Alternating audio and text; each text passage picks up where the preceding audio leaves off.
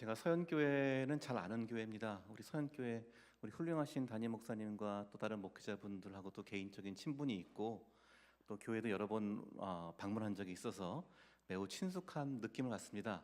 그런데 제가 서현교회를 좀 더 각별하게 생각하는 이유는 우리 둘째 딸 이름도 서현이에요. 네, 뭐 서현이라는 이름 많긴 한데 그래서 우리 둘째 딸 이름도 지금 미국에 있는데 좀 전에도 내가 나올 때 영상 통화가 왔었는데 제가 여기 오느라고 전화 빨리 끊고 돌아가서 다시 통화를 해야 될 것 같습니다. 근데 우리 아이가 지금은 이제 뭐 미국에서 대학원까지 다 끝냈어요. 근데 어릴 때 제가 유학 시절에 우리 아이가 한 5살 때쯤에 그 미국에서 이제 그 유아원 유치원이 있지 않습니까? 거기에 이제 우리 애를 보내고 그 다음에 오전에 보내고 공립 유아원이라서 무료로 해주는 데예요. 그래서 보내고 점심에 애를 다시 데려와야 되는데 제가 얘를 점심에 이제 데려가니까요. 이 5살짜리 4살 5살짜리 여자애들도 굉장히 말이 대화가 풍성하더라고요. 이 밥을 먹어야 되는데 밥을 빨리 먹고 나와야 되는데 애들끼리 웬 토론을 하느라고 식사를 못 끝내요. 그래서 제가 가서 이렇게 봤어요. 무슨 얘기를 하는지 들어봤더니요. 우리 딸아이가 다른 애하고 걔는 이제 흑인 여자애였는데 둘이 대화를 하는데 막 하는 얘기가 그거예요. 우리 아빠가 니네 아빠보다 더 크다 뭐 이런 거예요. 그래서 My dad is bigger than your dad 막 그러는 거예요. 제가 딱 들어오니까 우리 애가 그런 말 하는 거예요. 근데 그 우리 애 앞에 있던 흑인 여자애가 저를 딱 보더니 약간 갸우뚱해요. 좀 이따 그 아빠가 들어왔어요. 근데 아빠 키가 한 190cm 되고 거의 격투기 선수급의 그 몸 체격을 가지신 분이에요. 그 흑인 여자아이가 자기 아빠랑 저를 번갈아 보더니 얼굴이 환해지더라고요. 자기 아빠 훨씬 크니까 저보다. 그랬더니 우리 딸이 그때 딱 거기서 기죽지 않고 또 한마디를 하는 거예요. My dad is stronger than your dad. 그러면 우리 아빠가 힘은 더 세. 그러는 거예요. 만약 그때 그 아이의 아빠가 저한테 팔씨름 하자고 했으면 제가 아주 낭패를 당할 뻔했는데 그냥 굉장히 점잖으신 분이어서 웃으면서 같이 아이들 챙기고 무사히 돌아온 적이 있었습니다. 근데 제 뇌리에서 우리 애가 뭐 어린애가 했던 말인데 그 말이 제가 떠나지가 않아요. 그때 했던 말이 우리 아빠는 힘세. 우리 아빠는 크신 분이야. 이걸 우리 하나님 아버지께 한번 바꿔 봅시다. 우리의 하나님은 크시고 능하시고 그런 하나님을 여러분 믿고 사십니까? 내 하나님은 크고 능하신 분이에요. 크고 강하신 하나님을 믿습니까? 이 질문에 대한 우리의 답, 이 질문에 대해서 매일매일 우리가 어떻게 답하느냐가 우리의 신앙생활의 질을 달리합니다. 그분 안에서 우리는 약하지만 강할 수 있고 우리는 작지만 크게 될 수 있습니다. 진정으로 강한 자는, 진정으로 강인한 자는 사실은 온유하고 너그럽습니다. 그렇지 않습니까? 정말로 가진 자는 여유가 있고요. 정말로 강한 자는 다른 사람들이 관대할 수밖에 없어요. 보통 다른 사람과 싸우겠다 하고 불안해하고 막 위협감을 느끼는 건 정말 약한 자들이 그러는 거예요. 그렇지 않습니까? 우리가 약하면 내가 어떻게 될지 모르기 때문에 굉장히 두려워하고 떨게 됩니다. 다른 사람을 돌봐주고 다른 사람을 관용할 여유가 없어요. 진정으로 하나님 안에서 강하고 우리가 만만치 않은 존재라는 것을 믿는다면은 우리는 다른 이들에 대해서 더 너그러울 수 있고 친절할 수 있고 온유할 수 있습니다. 약자가 친절한 것은 아부거나 생존의 문제일 수 있어요. 그러나 진정한 강자가 친절하고 너그러운 것은 그 내면에 있는 진정한 힘의 원천으로부터 나오는 자신감이자 거기서 나오는 온유함입니다. 오늘 본문 성경 말씀에서 세리였던 레위가 예수님을 믿고 따르는 일이 나옵니다. 이 레위는 우리가 마가복음, 누가복음에는 레위로 되어 있고요. 마태복음에 보면 마태로 되어 있습니다. 마태복음의 저자죠. 근데 아마 이 사람이 원래 히브리식 이름은 집안에서 받은 이름은 레위였을 것이고 예수님을 따른 다음에는 마태라고 하는 하나님의 선물이라고 하는 새로운 이름을 가진 것 같아요. 그러니까 레위와 마태가 동일 인물로 우리가 간주하는데 이 레위가 원래 직업이 세리였습니다. 이 세리라는 것은 동족을 배신해서 로마를 위해서 세금 징수를 하는 사람이기 때문에 죄인의 대표였어요. 자기 동족들에게 아주 질시를 받고 멸시받던 사람이었습니다. 죄인의 상징적인 존재였습니다. 근데 이 레위가 예수님을 만나게 되고 예수의 부르심을 받고 예수를 따르는 제자로 엄청난 인생의 전환을 하게 됩니다. 그래서 오늘 성경 말씀 보면 이 레위가 예수께서 나를 따르라 하시니 그가 모든 것을 버리고 일어나 따르니라 그랬어요. 예수를 따른다는 말은 제자가 되었다는 말이죠. 성경은 우리에게 제자를 요구합니다. 제자됨을 요구합니다. 신자됨을 요구하는 걸 끝나는 게 아니에요. 신자로 끝나는 게 아니라 제자가 돼야 돼요. 처음부터 신자로 예수님이 불렀다가 나중에 여유가 되고 조금 내가 좀 하고 싶어지면 제자가 되는 게 아닙니다. 여러분, 제자가 되는 것은 우리 모든 믿는 사람들의 도리예요. 제자도는 우리 모든 믿는 사람들에게 하나님께서, 그리스도께서 요구하시는 것입니다. 그래서 우리 신자 되기 원합니다라는 찬송이 있지만은 좀 바꿔야 돼요. 사실은 제자 되기 원합니다로 바꿔야 될 것 같아요. 선택사항이 아닙니다. 우리 모든 신자들에게 요구되는 것이 바로 제자도입니다. 근데 이 레위가 지금 오늘 본문에서 예수님을 믿게 되고 예수님의 부름을 받아서 예수님을 따르면서 했던 첫 번째 실천이 무엇이냐? 예수님과 함께 잔치를 열어서 자기의 친구였던, 과거 친구들이었던 세리와 죄인들을 초대한 것입니다. 레위 자신이 세리였어요. 죄인이었어요. 근데 지금 예수님을 따른 제자로 변화되었어요. 사실 그가 세리였다는 신분은 예수님을 따르는 데 있어서 당시 굉장히 불리한 과거였습니다. 그 과거를 지우고 싶었을 수도 있어요. 요즘도 우리나라에서 어떤 유명한 탤런트 분께서 과거 때문에 굉장히 지금 곤혹을 치르고 있지 않습니까? 그러니까 자기 과거를 지우고 숨기고 싶을 수도 있어요. 근데 이 레위는 자신의 과거를 그냥 버리는 것이 아니라 자신은 변화된 새로운 삶을 살았지만 자신과 같은 처지에 있던 세리와 죄인들을 불러서 예수님과 만나게 했어요. 그것을 위해서 자신의 집에서 파티를 했습니다. 그러니까 그가 했던 첫 번째 실천이 뭐냐? 예수님과 함께 죄인들을 초대하는 파티를 개최한 것입니다. 자신과 같던 이들을 이제 외면하지 아니하고 나몰라하고 떠나지 아니하고 그들을 초대했습니다. 이것은 단순한 잔치가 아니에요. 단순한 파티가 아닙니다.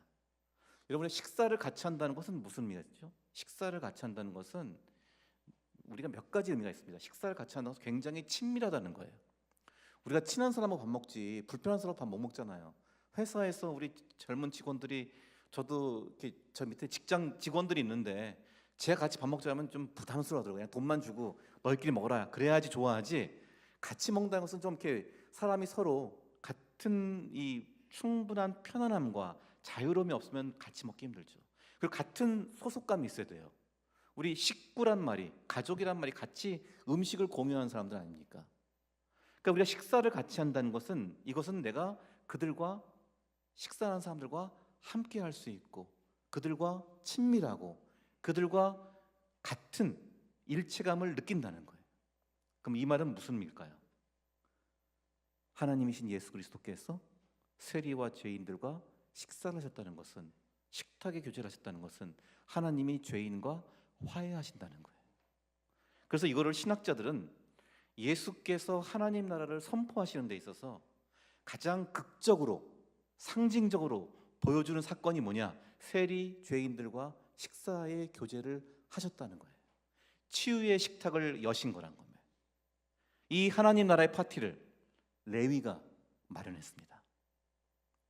그래서 어떤 신학자는 이 하나님 나라는 파티입니다 라는 책을 썼어요. 하나님 나라는 파티입니다. 우리가 이 정말로 함께 즐거워하고 편안하고 서로 친목을 도모하는 그 식사의 교제를 한 그 자리를, 화해의 그 자리를 레위가 마련했습니다. 그것이 바로 레위의 첫 번째 제자도였어요. 그가 제자가 되어서 첫 번째로 실천하고 순종한 것이 하나님과 거리가 먼 사람들을 초대하고 죄인이었던 이들을 그의 집으로 받아들여서 그들을 위해서 파티를 열어서 예수님과 만나게 하고 하나님 나라로 그들을 초대하고 환대했던 것입니다. 그래서 레위의 다른 이름이 마태이기 때문에 이 종종 우리가 이제 믿지 않는 사람들, 불신자들을 초대하고 그들을 환영하는 이런 행사나 프로그램을 성 마태의 파티, 성자는 이제 우리 성인이라는 의미의 성자를 쓰죠. 성 마태의 파티란 말 쓰기도 해요. 그리고 어떤 제가 아는 미국의 목사님은 예수님께서는 이렇게 잔치를 열어서 죄인들과 함께 하셨단 말이에요.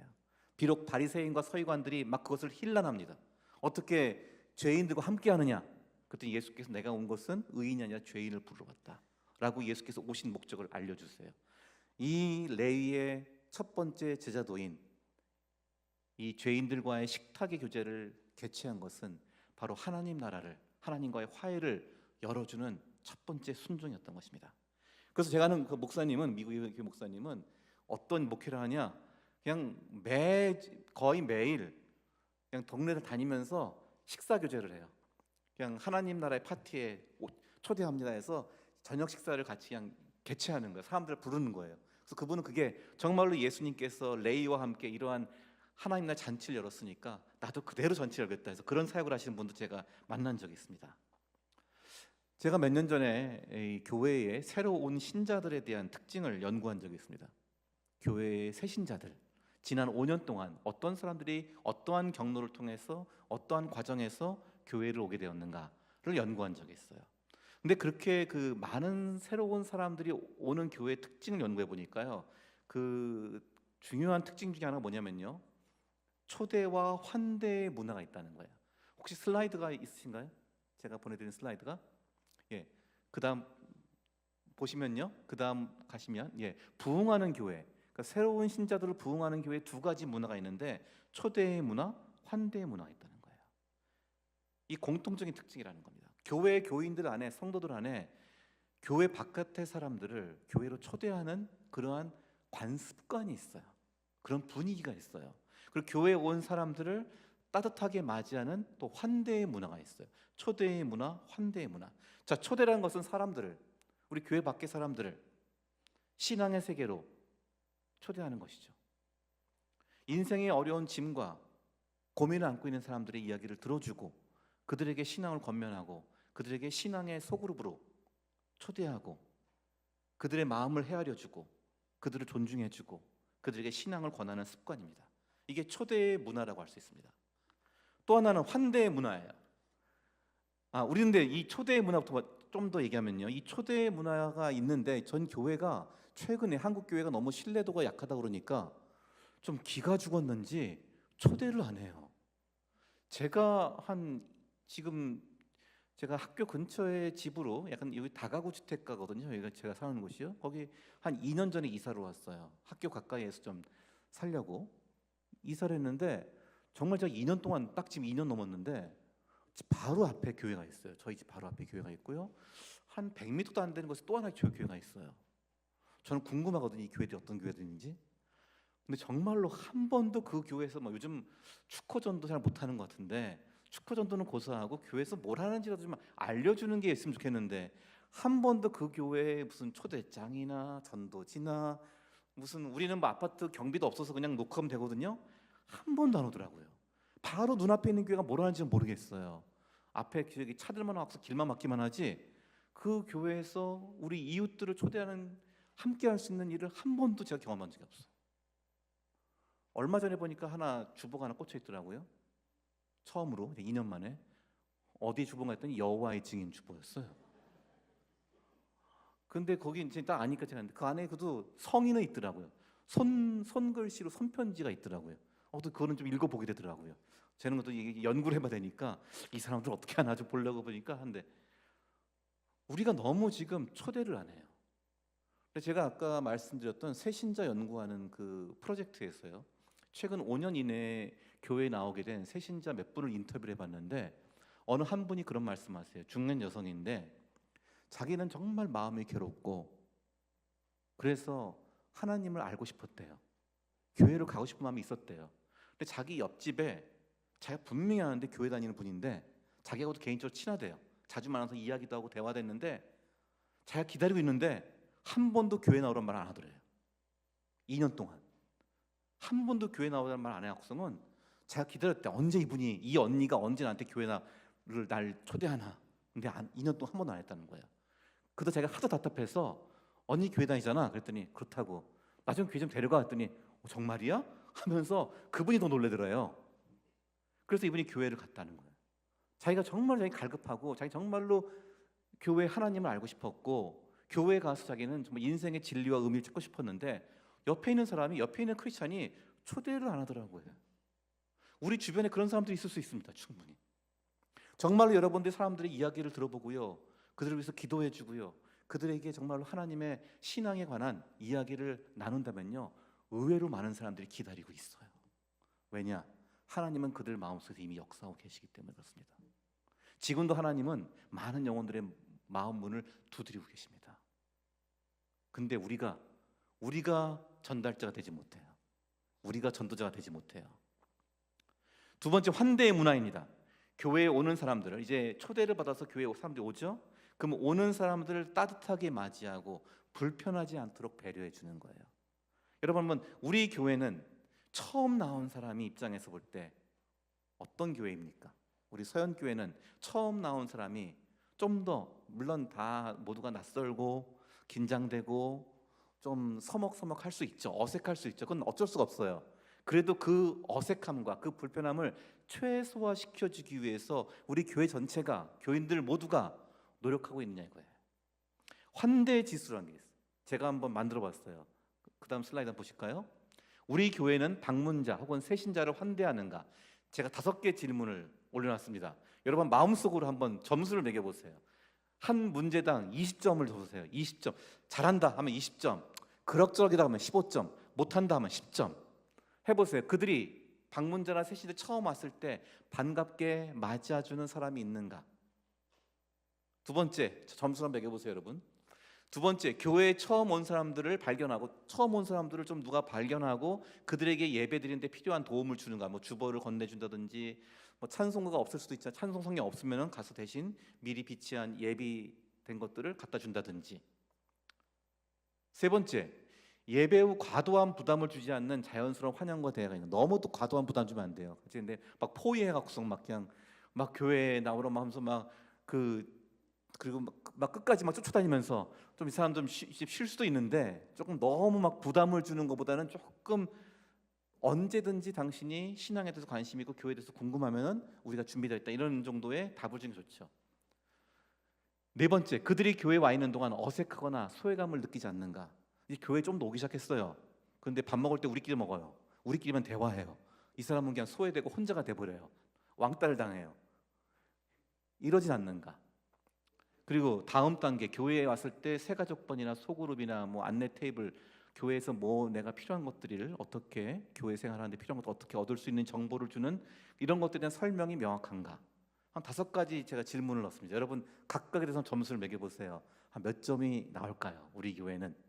여러분 개인의 점수가 어쩌면 우리 교회 점수일 수도 있지만 여러분 개인이 스스로를 돌아봐야 할 점수일 수도 있습니다. 자, 이게 환대입니다. 공동체의 일원으로 맞이하는 거예요. 이건 프로그램이 아니라 우리 안의 분위기입니다. 우리 안의 문화입니다. 이게 인격적인 관계가 돼야 되는 거예요. 아까 제가 언급드렸던 한 그 중년 여성이 교회에 나오게 되었어요. 결국은 교회에 나와서 그 교회는 예수 영접반이라고 하는 이런 새가족 반이 있는 거예요. 예수 영접반이라고 해서 이게 아마 신앙에 대한 기초를 가르치고 예수님 영접하게 하는 데까지 이르게 하는 4주 과정이 있대요. 4주 과정 동안 어느 교회에 또 한 분이 리더가 되어서 그분을 전체 모임도 하고 1대1 양육도 하고 4주 동안 예수 영접반에서 양육을 받은 거예요. 그래서 이분은 잘 했어요. 잘 끝나고 교회에 잘 소속이 되었어요. 자기가 또 교회 어떤 또 그 교회는 이제 목장 사역을 하는 교회니까 목장에 자기가 연결됐거든요. 근데 그 다음 주에 자기를 예수 영접반에서 양육해준 선배 교인이 있잖아요. 그분도 권사님이었는데 그분을 교회에서 뵌 거예요. 뵙고 이분은 반가워서 막 가서 인사하고 막 반가웠는데 그 권사님은 굉장히 형식적으로 사무적으로 하고는 딴 데 가서 그분 말로, 그분 표현이에요, 제 표현이 아니라, 자기를 생까더라 그러는 거예요. 그냥 한번 형식적으로 사무적으로 인사 아는 척만 하고는 그 다음부터 자기는 이제 난 너랑 끝났어. 예수 영접반에서 넌 내가 하는 사역의 대상일 뿐이야 로 끝난 거예요. 인격적 관계가 더 이상 안 갔다는 거예요. 제가 굉장히 그것 때문에 상처를 받아서 얼마 뒤에 교회를 옮겼대요. 그것 때문에. 그러니까 우리가 사람을 맞이하고 사람을 환영하는데 그것이 프로그램으로 하면 안 돼요. 사람에 대한 진정한 관심과 성의가 있어야 합니다. 인간에 대한 성의가 있어야 돼요. 우리끼리만 친밀하고 누군가를 소외시키지 않는 문화가 바로 환대의 문화입니다. 여러분, 오늘이 며칠입니까?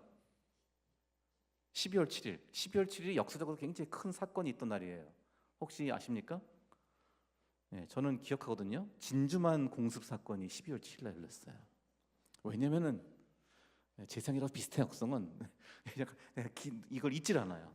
그런데 이 진주만 공습이 있은 다음에 미국의 당시 대통령이 그 프랭클린 루스벨트 대통령이었죠. 이 루스벨트 대통령이 미국에서 가장 존경받는 대통령 중에 한 분이었는데, 또 그 2차 세계대전을 잘 그 막바지에 돌아가시긴 하였지만 잘 또 수습했던 분이시죠. 근데 그분이 존경받는 이유 중에 하나가, 그분이 같은 백악관에서 일하는 모든 직원들, 경비하시는 분들, 요리사, 모두 청소하시는 분, 모든 사람의 이름을 다 기억했다는 거예요. 이름만 기억한 게 아니라 그분들의 가족 상황까지 다 듣고 알고 있대요. 그래서 항상 인사하면 그 가족에 대한 안부를 같이 묻고, 지난번에 있었던 일을 기억하면서도 어떻게 지내는지 관심을 표명했다는 거예요.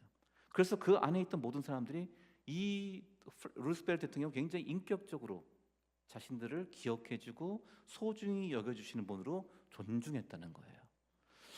이게 바로 하나의 우리 공동체 안에서 우리가 단순히 정말 프로그램으로 그냥 내 직책이니까 다른 사람을 환대하는 것이 아니라 정말로 그 한 사람을 하나님의 형상으로 귀하게 존중하고 인정하고 품는 그러한 환대의 문화가 교회 안에 있어야 합니다. 사실 우리 인생은 초대와 환대가 없으면 살아가기 힘들지 않습니까? 우리 인생 출생한 것 자체가 바로 초대잖아요. 내가 계획한 게 아니라 초대받아서 온 거예요. 하나님께서 우리를 이 땅으로 초대하셨고 예수 그리스도 안에 삶으로 초대하셨습니다. 우리가 살아가는데 얼마나 초대가 중요합니까? 오늘 저도 이 자리에 우리 목사님께서 초대해 주셔서 이 자리에 오게 되었고요. 사실은 우리 이상한 목사님하고는 오랜 기간 동안에 참 많은 자리에 저를 초대해 주셨어요. 제가 많은 은혜를 입었어요. 근데 우리는 누군가의 초대를 받아야만 사실 이 세상에서 많은 사람들과 연결되게 되고 더 많은 활동을 하게 되고 더 많은 삶의 성장을 하게 됩니다. 어느 유명한 철학자가 그 옥스퍼드 대학에서 강연한 걸 보니까요, 테드 강연을 보니까요, 이런 말 하더라고요. 우리 인생이 괴롭고 힘든 것은 우리 주변에 속물들이 많아서래요. 그럼 속물은 뭐냐? 속물이라는 존재는 자기가 가지고 있는 소유, 자기의 조건, 그것으로 자기의 명예와 인격이 된다고 생각하는 사람들이라는 거예요. 예를 들어서 내가 명품 가방을 가지고 있다. 그럼 내가 명품 인생이에요. 내가 외제 고급차를 가지고 있다. 그럼 나는 고급스러운 사람이에요. 내 자식이 뭐 좋은 학교 가서 출세했다. 그럼 나도 잘난 인간이에요. 라고 생각하는 사람들이 속물이래요. 그러니까 자기가 가진 조건이나 소유를 가지고 사람을 평가하고 그것으로 자부심을 느끼는 사람들이 속물이라고 그래요. 그래서 그런 사람들이 우리 주변에 보이니까 내가 비교되고 열등감 갖게 되고 막 자괴감 갖는 거라는 거예요. 그래서 인생이 힘들다는 거예요. 그러면 속물의 반대말은 뭐냐? 이 철학자가 말하기를 엄마래요. 어머니래요.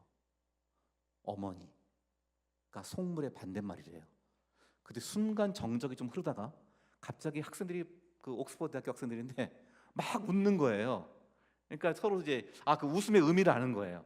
엄마도 비슷하게 속물의 반대말이 아니라 약간 동의 비슷한 유의 아닌가? 뭐 이런 생각을 했나 봐요. 뭐 우리 엄마가 맨날 공부 잘하라 그러고 막 했던 것 같은데, 근데 이 철학자께서 한 마디 더 하세요. 여러분이 왜 웃는지 이유를 아는데, 제가 말하는 엄마는 가장 완전한 조건의 엄마, 완전한 모습의 엄마라는 거예요. 그 순수한 모습의 어머니라는 거예요. 그게 뭐냐? 우리가 태어났을 때 알몸으로 나왔던 우리를 있는 그대로 품어주고 키워주고 사랑해줬던 그 엄마라는 거예요. 원초적인 엄마의 돌봄과 품. 우리 모두는 그것을 경험했다는 거예요.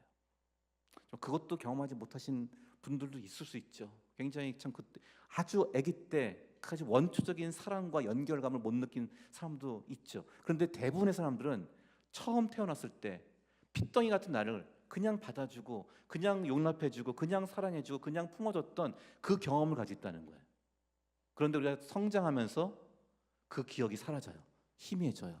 계속 나는 내가 가진 것으로, 내 능력으로, 내 조건으로 인정받고 평가받는 세상 속에 살아간단 말이에요.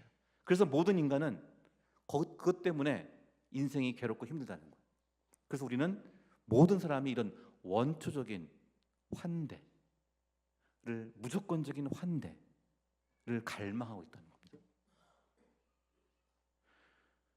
우리가 인생에서 이러한 무조건적 환대 경험이 가장 귀하다면요, 이 환대가 인생을 위대하게 변화시킨 이야기가 있어요. 이 무조건적인 환대, 누군가를 받아준 이 경험이 한 사람의 인생을 위대하게 변화시킨 게 있어요. 뭐냐면은 제가 바로 알려드릴게요. 레미제라블이라는, 여러분 영화 보시죠. 그분 장발장이 나오잖아요. 이 레미제라블에서 장발장이 이 재소자였죠. 가석방 된 사람이었어요. 근데 이 사람이 어느 마을에 갔는데 가석방이 되어서 그 마을 사람들이 모두가 다 그를 배척합니다. 쫓아내요. 그런데 그 장발장이 어느 한 집에 갑니다. 그 집은 미리엘이라고 하는 신부가 사는 집이었어요. 거기 문을 두드립니다. 두드렸더니 이 신부가 그를 받아들이는 거예요. 무조건적인 환대예요. 재소자였고 죄인이었고 가석방된 사람이었고 낯선 사람이었고 흉측한 사람이었으나 그를 그대로 받아들입니다. 하지만 장발장은 그를 배신하죠. 그래서 은식기를 가지고 도망갑니다. 그러다 붙잡혀 옵니다. 그때 이 신부가 뭐라고 그래요? 아니, 내가 그거 다 준 거라고 원래. 그리고 내가 은초 때도 가져가는데 왜 그걸 안 가져갔냐고 합니다. 장발장이 의아한 거예요. 자기를 모든 사람이 배척하고 멸시하는데 이 신부는 자기를 용납하고 용서해주고 오히려 자기를 더 베푸는 거예요. 그때 이 신부가 했던 대사가 있어요. 여기 제가 써놨는데, 이게 왜 제가 이 대사를 써놨냐면요, 소설에는 나오는데 영화나 뮤지컬에서 안 나와. 이 대사가 굉장히 중요한 대사인데요. 장발장, 나의 형제여, 당신은 이제 더 이상 악한 것에 속하지 않고 선한 것에 속하게 되었습니다. 내가 당신의 영혼을 사서 어두운 생각과 지옥의 벌로부터 구하였어. 그리고 나는 당신의 영혼을 하나님께 바쳤습니다. 그래요. 이 환대, 무조건적인 이 신부의 환대를 받은 장발장의 인생이 그 뒤로 변하게 됩니다. 그래서 그 나중에는 자기를 죽이려고 하고 자기를 잡으려고 했던 자베르 경감까지 용서하고 품어주는 그러한 존재로 변하게 되죠. 우리 모두 이런 초대와 환대를 받은 경험을 가지고 있습니다. 우리가 받은 초대와 환대 중 가장 귀하고 영원한 것은 예수께로 초대받은 것이고 예수님과의 식사의 교제로 환대받은 것입니다. 엄청난 이 환대를 받은 우리가 그 사랑에 대한 응답으로 다른 이들을 환대하는 것, 다른 이들을 맞이하는 것, 이것이 바로 첫 번째 제자도입니다. 이것이 바로 교회를 부흥시키고 교회를 건강하게 하는 핵심 동력이 될 것입니다. 진정으로 환대를 받은 자는 낯선 사람에게 나의 공간을 내어줘요. 낯선 사람을 위해서 나의 공간, 즉 내 공간이라는 것은 지리적 공간도 있지만요, 그를 우리 교회에 편안하게 맞이해 주기도 하고요, 그를 위해서 내 마음을 쓰기도 하고요, 내 시간을 들여서 봉사하기도 하고 내 물질로 그를 돕기도 합니다. 바로 이것이 진정한 환대의 모습입니다. 교회가 우리 친한 사람들끼리, 편한 사람들끼리만 있으면요, 교회는 결코 세상의 빛과 소금으로 살아갈 수가 없습니다. 그래서 어느 분은 교회는 걸음과 같다 그래요. 걸음. 여러분, 걸음끼리만 쌓아놓으면 악취가 나고 아무 쓸모가 없습니다. 걸음은 흙 속에 뿌려져야 돼요. 흙과 섞여야만 흙을, 땅을 비옥하고 풍성하게 만들 수 있습니다. 우리 교회 안에 낯선 자들을 하나님이 보내주십니다. 아직 하나님을 모르는 자들을, 하나님을 떠난 자들을 보내주십니다. 그들은 하나님의 생생하고 풍성한 은혜를 경험하게 하는, 하나님께서 우리에게 복 주시는 통로인 줄을 믿습니다. 토니 캠폴로라고 하는 미국의 그 유명한 목회자이고 또 사회학 교수입니다. 이분은 교수면서 목회자인 분인데요. 이 토니 캠폴로란 분이요, 그 하와이에 한번 강연을 하러 간 적이 있습니다. 그분이 쓴 책이 아까 말했던 하나님의 나라는 파티입니다라는 책이에요. 근데 이분이 그 하와이에서 강연을 하는데 이분의 있는 곳은 필라델피아예요. 그러니까 이 시차가 굉장히 큽니다. 그러니까 하와이 가서 잠을 자는데 새벽 3시에 잠이 깬 거예요. 아직 저녁 시간밖에 안 됐는데 이분이 미리 잤거든요. 어떠가 잠이 깬 거예요. 그래서 하와이 해변가를 산책하다가 거기에 24시간 레스토랑이 있는 걸 보고 들어갔습니다.